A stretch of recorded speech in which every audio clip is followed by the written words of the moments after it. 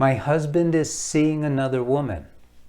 My name is Paul Friedman. I founded the Marriage Foundation, and hopefully I can give you some good advice today, some solid help. So let's start with something that I think is very important to begin with, and I like to start a lot of my videos with this, and that is, why did you get married in the first place? You got married in order to be happy. You got married because you loved your husband and he loved you.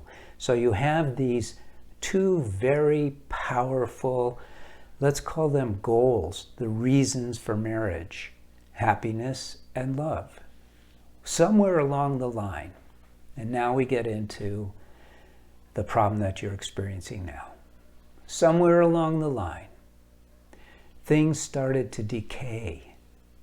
And instead of treating each other the way you did when you first met, when you wanted to win each other over, what happened was you started to take each other for granted. And it's both of you. It's not just one of you. And let's put aside for a moment all the anger that you may feel over this, all the humiliation, the frustration. I know your mind is going crazy right now. Why would he do this to me? And how dare he even? And what am I going to do? How do I solve this? These are all questions.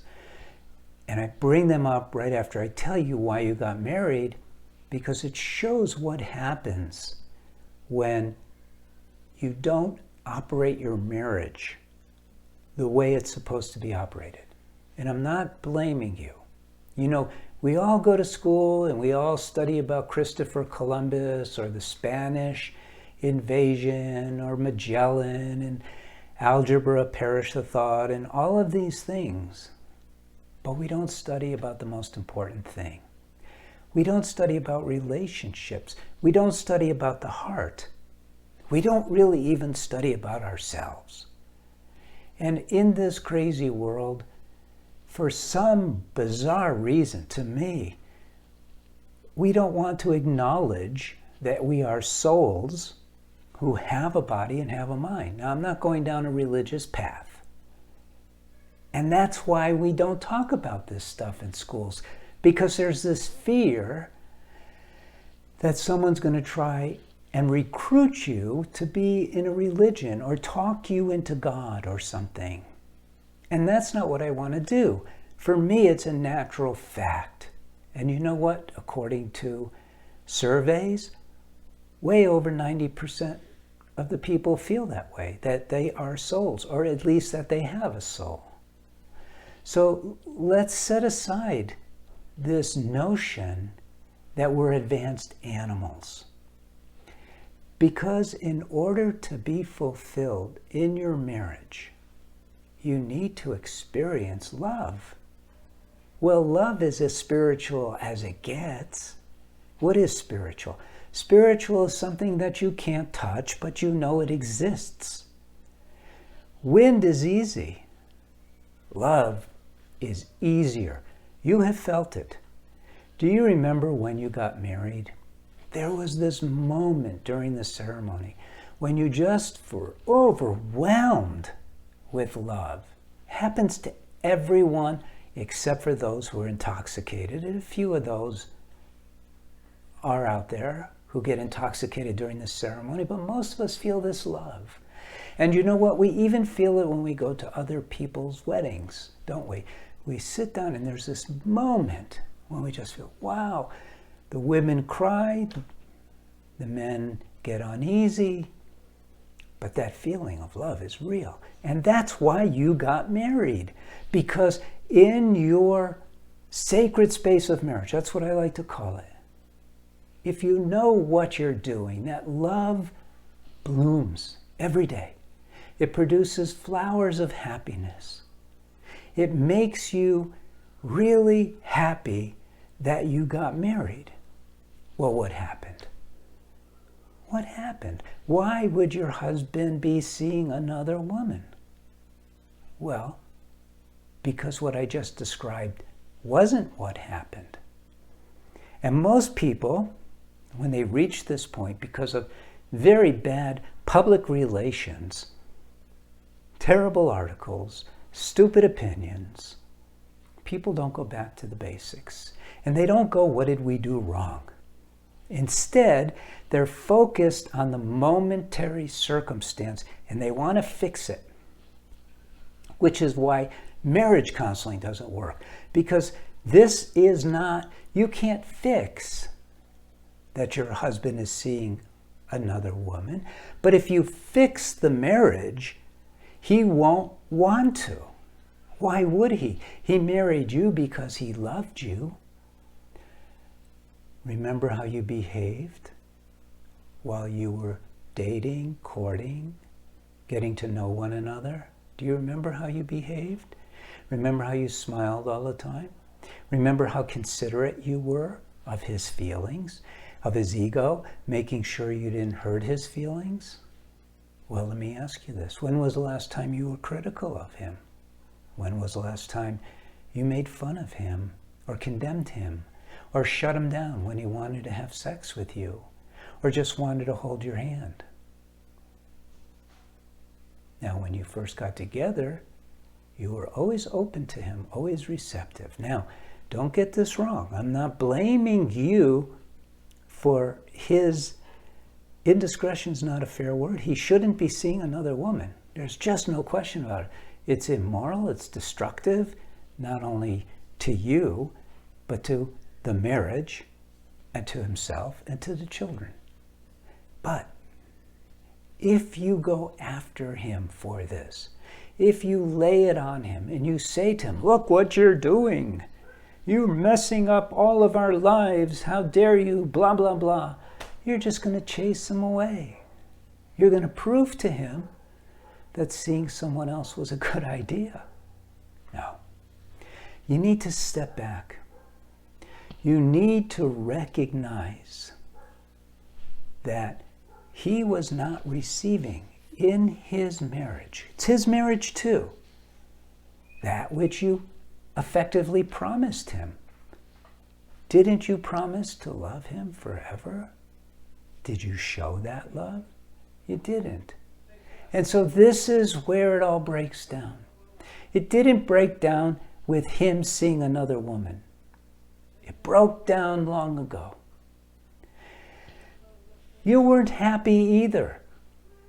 No. How could you possibly have been happy if he's so miserable in his marriage that he wants to see someone else?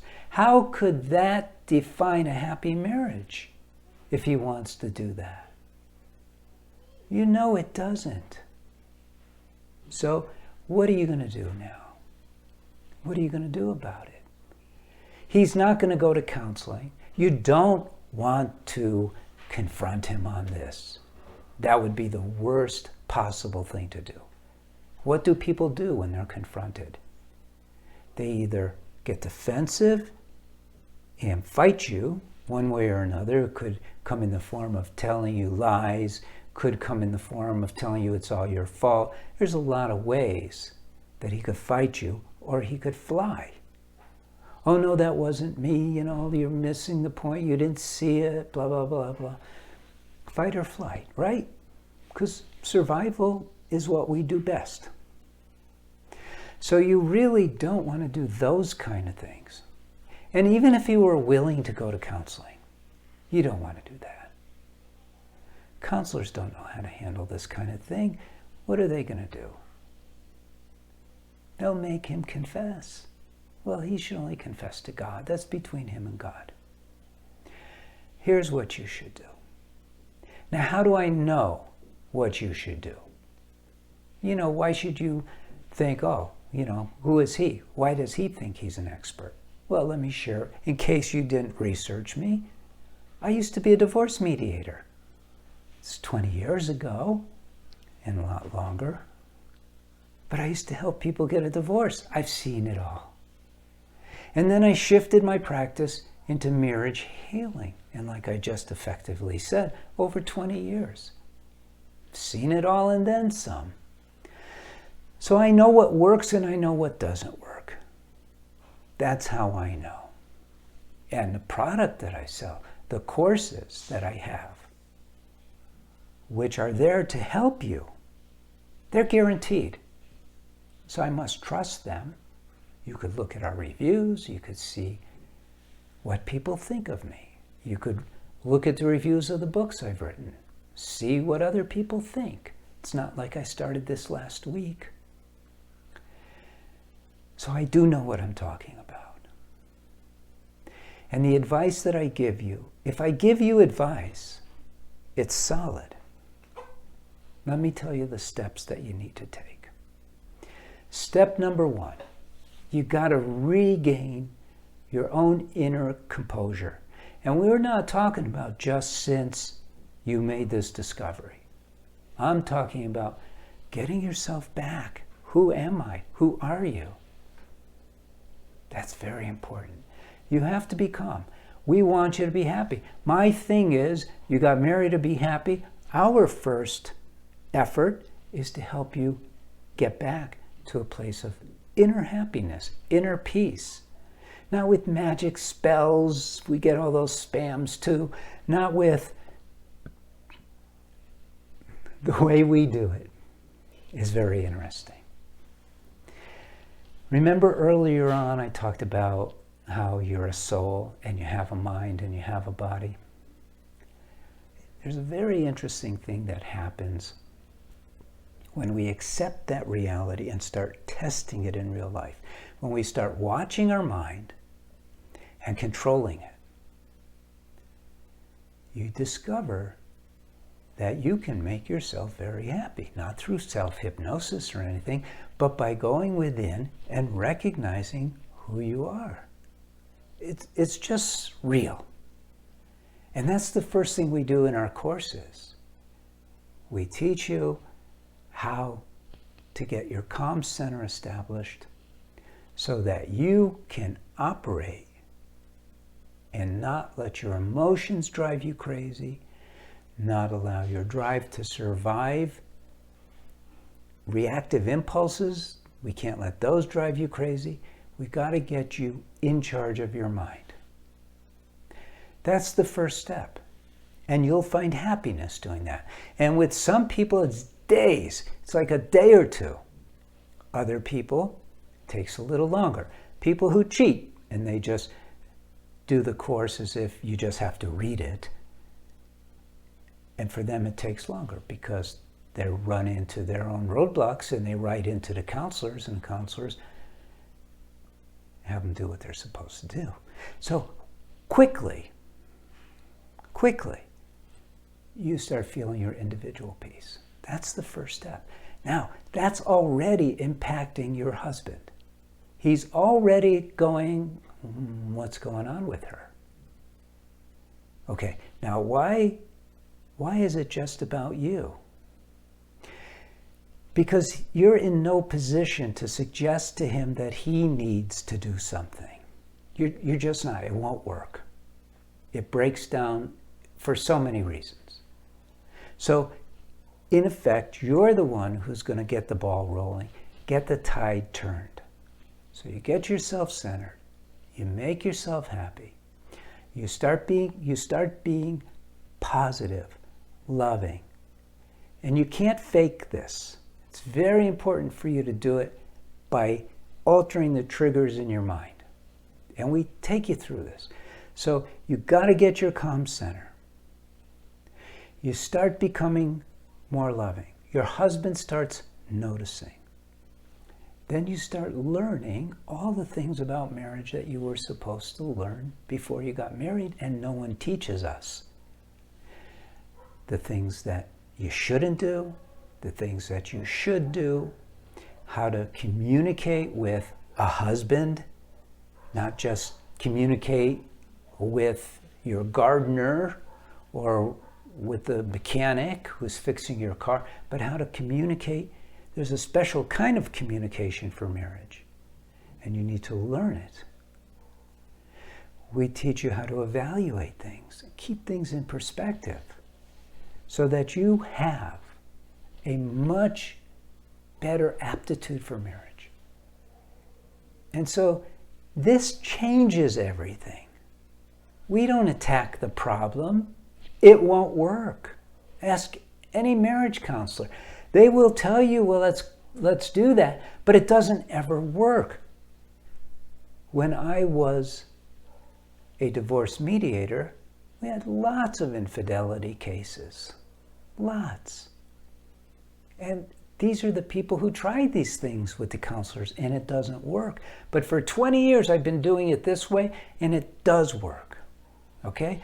So the first step, like I said, get your calm center, get happy in spite of what's going on. You might say, how can I be happy? You know, he's cheating on me, my whole marriage is falling apart, blah, blah, blah, blah. No, you can. You can. So you get centered. You get calm. You get happy. You're becoming much more user-friendly for him. You're starting to treat him better. He's responding. And you don't blow it by going, how about now? Are you ready to stop seeing that other woman? You don't do that. What you're doing is you're getting back into the marriage groove the right way without making a big production about what you will see, or you will come to see, as his error. As an error. You know, we human beings are error-torn. None of us are perfect, are we? And we may say things individually. We may say, oh, but look at what he did. Look what she did.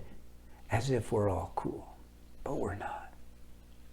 None of us are perfect, or we wouldn't be here in this world.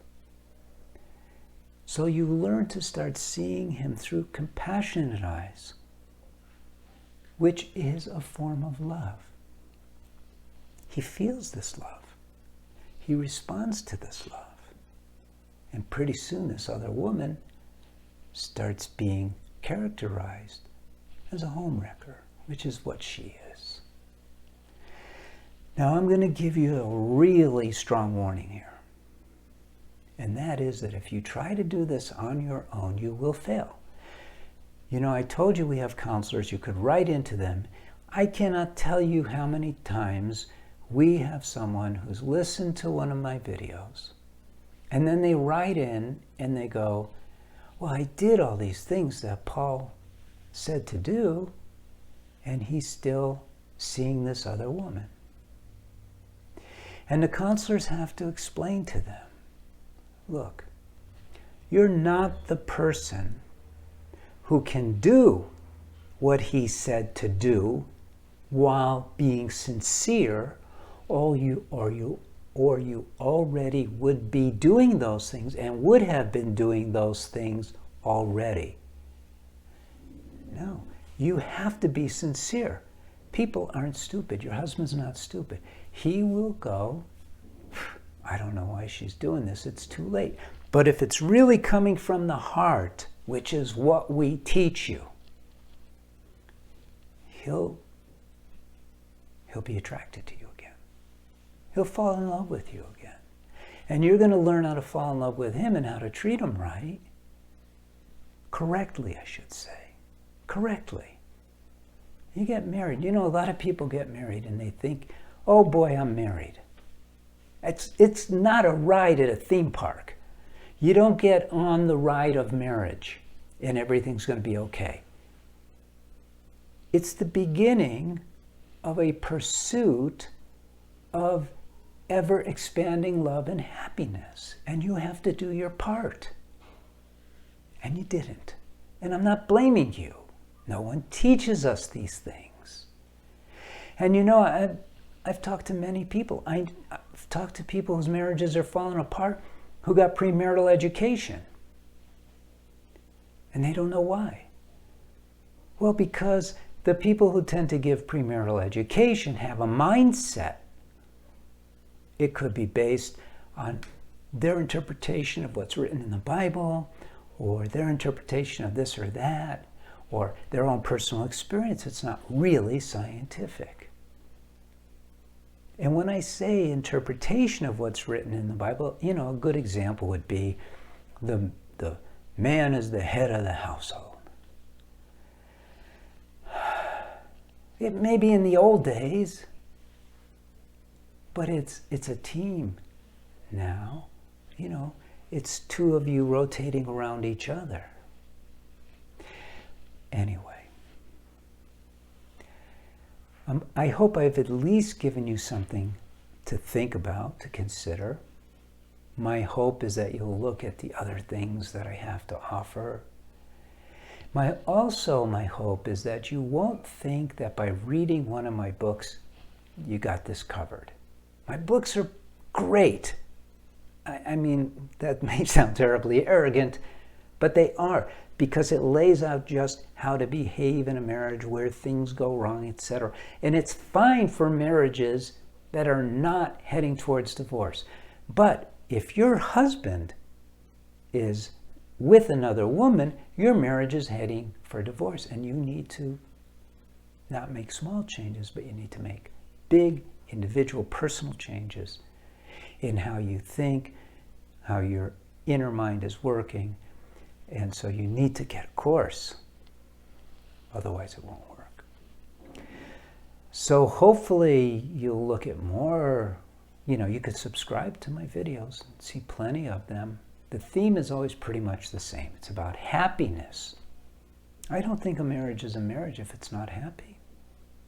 If there isn't overflowing love, you're doing something wrong. And I want you to succeed. We're a nonprofit foundation, so when you write into our counselors, they're not getting a bonus or a commission for moving you towards the course. But for your situation, there's no simple fix. It's not going to be the hardest thing you've ever done in your life, and what comes from the effort will be phenomenal. But I don't know of any other way to do it. And I always have my eyes open for other ways to do it. I hope this video was useful to you. Please don't confront your husband. Please think about this. Pray about it if you're inclined to do that. Ask for guidance. And if you want to write into one of our counselors, again, it's a free service. Do so. And other than that, I offer you our blessings to you, to your husband, to your family. And thank you for taking your time. And I hope I was of some benefit to you. God bless. Take care.